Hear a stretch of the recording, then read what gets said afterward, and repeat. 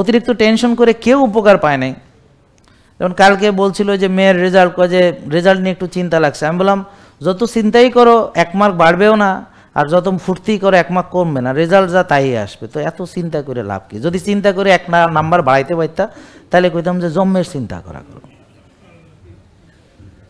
কথা বুঝেন নাই? মানে তোমার সাথে আমিও করি এবং সবাই মিলা করি, আমার রুগীদেরকে বলে আবার একটু চিন্তা করেন। হ্যাঁ, 1 নাম্বার যদি বাড়িয়ে যায় সবাই মিলে চিন্তা করলে, সারা পৃথিবীর সবাই মিলেও যদি চিন্তা করে 1 নাম্বারও বাড়বে না, বা 1টা নাম্বার কমায়ও দিতে পারবে না। তো বেশিরভাগ লোক এমন কিছু নিয়ে চিন্তা করে যেটা চিন্তা কইরা ওই নিজের সর্বনাশ ছাড়া কিছু হয় না।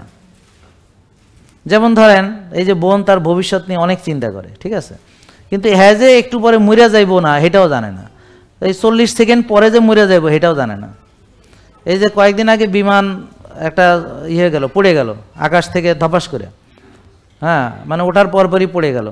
তো ধরেন 1 মিনিটে হয়তো সময় পায় নাই মনে করেন, কিন্তু এদের অনেক স্বপ্ন ছিল জানেন, ইংল্যান্ড যাবে, তারপর কি করবে না করবে, হ্যাঁ, 3 মাসের প্ল্যান ছিল, 6 মাসের প্ল্যান ছিল, গোল ছিল, কত কি, বাচ্চাদের নিয়ে যাচ্ছে, সেলফি তুলছে, ভিডিও করছে, কি আনন্দ ফুর্তি, হ্যাঁ, কত কি, ঠিক আছে, ওরা কি জানতো?